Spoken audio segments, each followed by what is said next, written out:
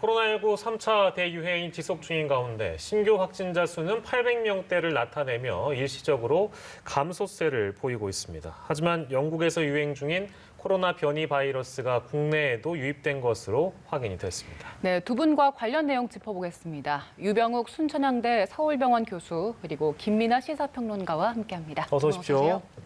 네, 오늘 신규 확진자 808명 새로 이제 집계가 됐는데 일단은 최근 들어서 감소세를 보이고는 있습니다만 또 월요일이기 때문에요. 주말 검사 영향이 있다고 또 봐야 되겠죠, 교수님? 그렇죠. 우선 금요일이 성탄절이었고요. 그저께 토요일, 일요일 영향으로 검사 건수가 좀 줄었습니다. 네. 근데 이틀 전에 뉴스를 보면 검사 건수가 줄었는데도 불구하고 1000여 명대였다고 하는 뉴스가 있었거든요. 예.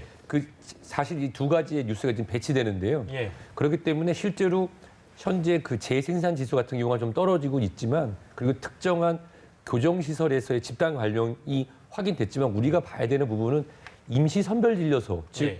무증상으로 자발적으로 참여하시는 분들 중에서 나오는 확률이 지속적으로 서울 수도권만 해도 10% 이상 계속 나온다는 거죠. 따라서 저가 지금 미국 같은 경우는 성탄절이 있었고 예. 그전에 추수감사절로 인해서 지금 이제 대확산이 있는데 우리는 지금부터 조절하고 그다음에 설 연휴까지의 500명에서 1000명 내로 오르락내리락하는 것은 반복될 가능성이 크기 때문에 예. 확산세가 떨어졌다고 보기는 좀 어렵습니다. 네. 네, 이런 상황에서 영국에서 유행 중인 변이 바이러스가 국내로 유입된 사실이 확인됐는데 지난 22일에 입국한 일가족 3명의 검체에서 변이 바이러스 발견됐다고요? 예, 사실 우리가 어떤 비행기를 특정한 국가를 막는다고 해서 예. 어떠한 바이러스에 변이된 것을 100% 막을 수는 없습니다. 다만 그러한 시도를 통해서 확산세를 좀 낮추고 거기에 대한 대치를 할 수 있을 텐데요. 예. 영국에서 들어오셨던 분이 너무 안타깝게도 이제 사망을 하셨고 예. 그 전후로 해서 확인을 해서 우리가 그 변이형을 확인했는데요. 사실 영국이랑 영국의 인근 네덜란드, 덴마크, 노르웨이 이거는 거의 한 나라로 보셔도 괜찮습니다.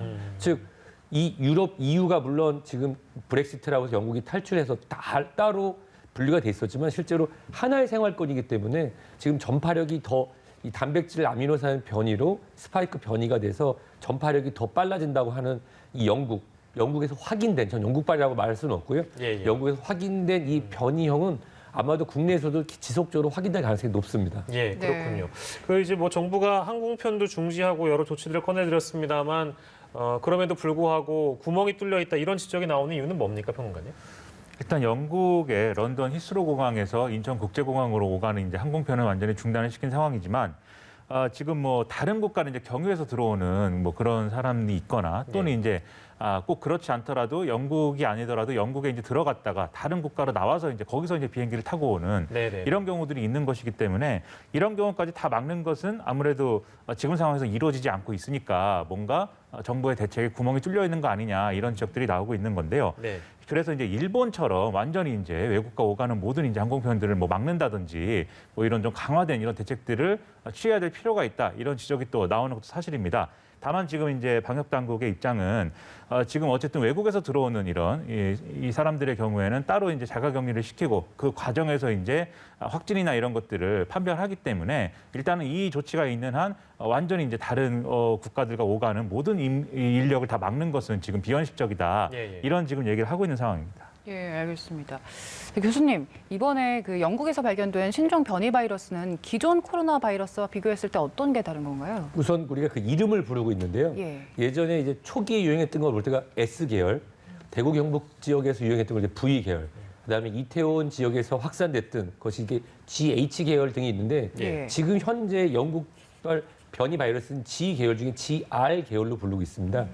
우리가 이 코로나 바이러스 그림을 한번 생각해 보시면 뾰족뾰족 튀어나오는 게 있죠. 그걸 우리가 스파이크라고 부르는데 그 스파이크 부분이 우리 인체 내로 들어와서 세포 내에 결합할 때 그 열어주는 그 문과 같은 열쇠와 같은 역할을 하게 되거든요. 근데 기존의 GH형 같은 경우는 그 변이가 나타나는 부분이 세포와 직접 닿지 않는 부분에 있는데도 불구하고 굉장히 확산세가 빨랐었는데 지금 같은 경우는 이 스파이크 부분의 정중앙에서 변이가 발생했기 때문에 이론적으로 볼 때 우리가 바이러스에 노출됐다고 해서 다 감염되는 건 아니거든요.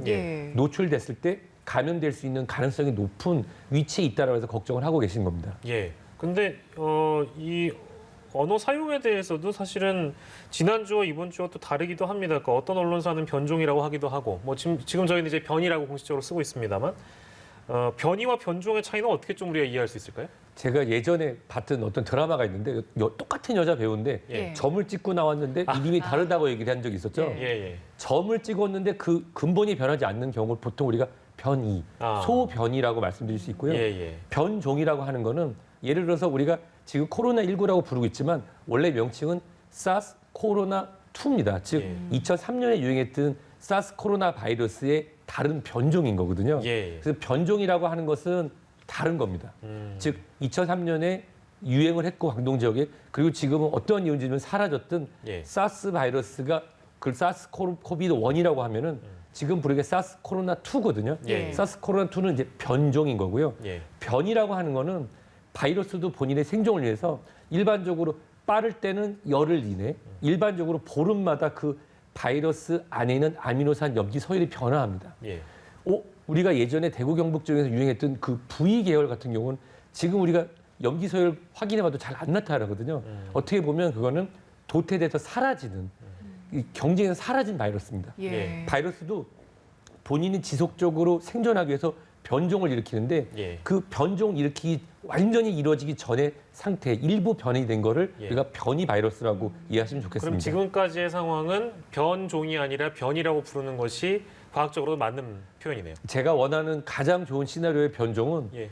마치 사스가 사라진 것처럼 사스 코로나2인 코비드19, 코비드19가 지금 코로나19가 스스로 변종으로 변해서 예. 전염력을 잃고 사라진 게 가장 좋은 그런 시나리오입니다. 예, 잘 이해가 됐습니다. 지금 뭐 물량 부족에 대한 문제점에 대해서 지적이 있어 왔는데 당국의 발표는 충분하다. 88.8%에 해당한다. 4,600만 명분이다. 이렇게 표현을 해줬습니다. 근데 18세 인구로 일단 기준을 잡아서 104.3%에 해당하는 물량이라는 얘기인데 충분하다고 평가하시는지요, 교수님께서도? 그거에 대한 이해를 돕기 위해서 예. 올해 계절성 독감 인플루엔자 예방접종 얘기를 말씀드리겠습니다. 이 계절성 독감 인플루엔자 예방접종이 만 62세 이상, 만 18세 미만인 경우에는 국가에서 하는 무료 예방접종으로 진행이 되었죠. 예. 그렇다고 하면 실질적으로 지금 코로나19가 가장 많이 가족 내 감염을 일으키는 40대, 50대인 경우에는 그 외에입니다. 즉 사회활동을 많이 하는 20, 30, 40대, 50대 같은 경우는 본인이 자발적으로 돈을 내고 독감 예방접종을 했어야 되는 거죠. 네. 그럼 얼마나 예방접종을 했을까요? 실제로 우리 그 코로나19 사태를 예방하기 위해서 독감 예방접종을 우리가 종료를 했는데 여러 가지 소통의 부재로 인해서 예방접종률이 떨어진다는 얘기를 많이 들으셨을 겁니다. 네네. 지금도 이 방송을 보시는 20, 30대, 40대 젊은 분들 중에 예. 독감 예방접종 안 하신 분들이 과연 코로나19 예방접종이 도입이 됐을 때 예. 예방접종을 진행할까에 대해서는 저는 약간 의문이 듭니다. 예. 실제로 한 사회가 집단 면역을 형성하기 위해서는 최초로 이제 30%의 전 인구의 30%, 그 위에 60에서 70%까지 올라가야 이런 확산세를 막을 수가 있거든요. 그렇다고 하면 지금 현재 나와 있는 예방접종은 만 18세 미만과 임신부에서는 아직 안정성이 평가가 안 됐기 때문에 네. 예방접종을 권하고 있지 않습니다. 물론 내년 상반기에는 어느 정도 지침이 나올 걸로 생각이 되죠. 예. 그렇다고 하면 만 62세 이상 그리고 특정군 그다음에 의료, 소방, 경찰 공무원, 군인분들이 예방접종 다 한다고 해도 예. 실질적으로 예방접종이 완료가 될 시점에 30% 수준밖에 안 되거든요. 그렇다고 하면 일부에서는 예방접종이 부족하다 하지만 예. 실질적으로 20, 30, 40대의 예방접종이 충분히 이루어지기 위해서는 소통이 충분히 이루어지고 예. 이것이 무료로 진행될 것인지 예. 아니면은 그것이 자발적으로 참여해서 돈을 내고 맞아야 되는 부분이 예. 있는지도 어느 정도 사회적으로 공감이 돼야 됩니다. 예. 어제자에 미국에서 나온 얘기를 보면은 예. 그게 계속 변동이 있긴 한데요. 예방접종을 맞겠다라고 하는 군을 있을 때 60세 이상인 경우에는 60% 이상이 맞겠다고 했는데 그 이하 연령대에서는 자발적으로 예방접종을 하겠다는 게 50% 내외밖에 안 됩니다. 우리가 이거를 강제적으로 예방접종을 하는 게 아니기 때문에 예. 실질적으로 어떤 나라는 뭐 200%를 확보했다라고 했는데 그거는 여러 가지 냉장 그런 보관이라든지 이런 데 문제까지 감안해서 좀 더 여유 있게 준비할 수 있지만 현재 나와 있는 그 물량, 물론 아직 2천만 명에 관련된 부분은 계약이 진행되는 부분이 있고 지금 현재는 우리 손으로 이제 들어오겠다고 얘기된 부분은 2천만 명분 내외밖에 안 되거든요. 그래서 앞으로도 계약이 진행돼야 하지만 우선적으로 내년 상반기에 우선 예방 접종할 수 있는 부분은 충분하다. 그렇다고 하면 활동량이 많은 2, 3, 4, 50대 분들을 위한 예방 접종분이 앞으로 계약뿐만 아니라 실질적으로 언제 들어올지에 대한 부분이 보여진다면 충분하다고 확인이 되는 거고요. 만약에 그게 아니라고 하면 실질적으로 예방 접종을 진행해야 되는 부분과 우리가 국내에 도입된 부분이 다 맞아 떨어질 때 그때 우리가 충분하다 아니다를 더 논의할 수 있을 것 같습니다.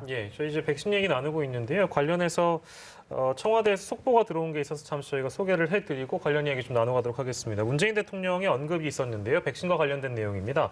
백신 접종이 늦어질 거라는 염려는 사실이 아니다라고 밝히면서 이미 충분한 백신 물량을 확보했다. 이건 저희가 지금 방역당국에서 듣고 온 브리핑 내용과 동일한 부분입니다. 돌발 상황을 대비한 추가 물량 확보도 추진 중에 있으면서 백신 도입 시기를 더 앞당기기 위해서 정부는 노력 중에 있다라는 언급이 있었고요. 그리고 저희 이것도 뭐 같은 내용입니다만 내년 2월 의료진 등 우선 대상자부터 접종이 예상된다. 이 정도까지만 일단 소개를 해드리도록 하겠습니다. 근데 이제 앞서서 교수님께서 이제 접종을 하라고 해도 접종을 하지 않는 사람들도 20, 30대들도 있을 것이다. 라는 이제 지적을 해주셨기 때문에 혹시 그 배경에는 모르겠습니다. 백신 부작용에 대한 뭐 두려움 혹은 뭐 백신에 대한 신뢰 뭐 이런 것들이 다 포함되어 있기 때문에 백신을 맞지 않는 걸까요? 어떤 걸까요? 지난 10여 년 동안 20, 30대 분들의 인플루엔자 계절성 독감 예방접종의 이행률이 실질적으로 많이 못 미쳤습니다. 근데 그런 분들 같은 경우는 이 코로나19에서도 마찬가지지만 무증상이거나 경증으로 진행하는 경우가 많죠. 다만 그분들이 접촉하는 가족분들, 60세 이상의 만성질환자분들이 결국 이제 치명적인 사건이 발생하게 되는데요. 이 자발적 예방접종을 참여하기 위한 그런 방법과 실제로 그만큼의 분량이 됐는지를 확인하는 게 중요합니다. 정부에서 이미 충분한 분량이 있다라고 얘기하는 배경은 우선적으로 우리 지금 현재 독감 예방접종처럼 만 62세 이상, 만성질환자, 그리고 특정한 지역인 경우에 있어서는 충분하고 남죠. 하지만 실질적으로 그것을 유행세를 확산을 잡기 위해서는 60, 70% 이상의 예방접종이 진행돼야 되고 그러기 위해서는 2, 3, 4, 50대 예방접종이 충분히 이루어질 수 있는 그런 국민의 동감과 공감과 그리고 충분한 소통이 필요한 것입니다. 지금 당장 코로나19 예방접종이 들어와서 충분한 물량이 돼 있습니다. 접종을 하십시오. 라고 했을 때 2, 3, 4, 50대 분들이 예방접종이 이행이 되지 않는다고 하면 그래서 그랬는지 실제로 독감, 계절성 독감 인플루엔자가 몇 년을 주기로 지속적으로 유행을 했죠. 예방접종을 했는데도. 그 부분이 실질적으로 분량이 부족한 것이 아니라 접종 이행률하고도 직결되는 거기 때문에 그런 부분이 충분히 소통을 통해서 접종을 맞아야 된다는 필요성과 우리가 사회적 봉사를 하기 위해서 자발적 예방접종 참여에 대한 방안이 같이 논의가 돼야 되는 시점입니다. 이제 이런 전문가들의 의견을 대통령께서 잘 알고 있기 때문에 이제 이런 부분을 지금 청와대에서 들려오는 속보에 따르자면 이런 부분들을 이제 국민께 어필을 하고 있다, 국민께 잘 설명을 하고 있다고 봐도 되겠네요. 그렇습니다. 그동안 이제 그 말씀하신 이제 여러 가지 우려도 제기가 되지만 무엇보다도 정치권에서 특히 이 백신 문제와 관련돼서 다른 여러 가지 이제 뭐 K 방역을 너무 홍보에만 집중하다가 또는 이제 뭐 K 방역의 성공에 너무 이제 젖어서 안이함 때문에 백신 도입이 굉장히 늦어지고 있다 이런 정치적인 어떤 주장들을 많이 해왔습니다. 그러다 보니까 국민들의 불안감이 좀 가중됐고 그리고 실제로 또 정부가 그동안 제대로 이 과정이나 이런 것들을 설명하지 못하는 이런 문제가 겹쳐지면서 사실 우려가 커졌던 건데요. 그러다 보니까 이제부터는 백신과 관련돼서는 방역당국도 그다음에 좀 적극적으로 이제 브리핑을 하겠다 이런 설명을 하고 있는 그런 상황인 것 같고요. 그리고 오늘 이제 배포된 자료나 이런 것들을 보면 대략 지금 뭐 4,600만 명분의 백신을 확보했다라고 하지만 그게 결국은 이제 언제 들어오느냐, 언제 접종이 시작되느냐에 대한 대한 문제나 우려가 이제 있을 수 있지 않습니까? 근데 그거에 대한 대략의 포트폴리오를 이제 얘기를 하고 있는데 예. 아스트라제네카 이 백신의 경우에는 1분기부터 3분기까지 이제 좀 접종을 하는 그런 계획을 가지고 있고 얀센의 경우에는 2분기부터 4분기 그리고 화이자는 3분기, 4분기 이렇게 접종한다는 계획인 것이고 예. 그리고 이제 코백스 퍼실리티를 통해서 들어오는 백신은 이제 1분기부터 4분기까지 쭉 접종을 한다 이런 이제 계획을 가지고 있고 모더나의 경우에는 지금 아직 계약이 완료되지 않은 상황이기 때문에 이 접종 시기와 관련돼서는 이제 아직 협의 중이다 이런 계획을 밝히고 있습니다. 그래서 이 계획대로 진행이 된다면 예, 예. 이걸 전제로 해서 이 계획대로 이제 진행이 된다면 전체 인구의 한 60~70%가 항체 형성을 할 수 있고 그러면 이제 집단 면역의 형성이 가능하다라는 게 방역 당국의 계획인데 교수님 말씀하신 대로 그런 이제 우려들 실제로 접종이 되는 거냐 그런 우려들이 있기 때문에 좀 더 보완을 해가면서 이 보완책에 대해서도 국민들에게 잘 설명을 하면 백신에 대한 우려는 상당 부분 해소되지 않을까 이런 생각이 좀 들었습니다. 예. 네. 저희 코로나19 관련된 이야기를 쭉 나눠봤는데요. 오늘 두 분의 전문가와 함께했습니다. 김민하 평론가께서는 이어지는 대담에서 함께해 주실 거고요. 유병욱 순천향대 서울병원 교수와 함께 이 시간 이야기 나눠봤습니다. 교수님 고맙습니다.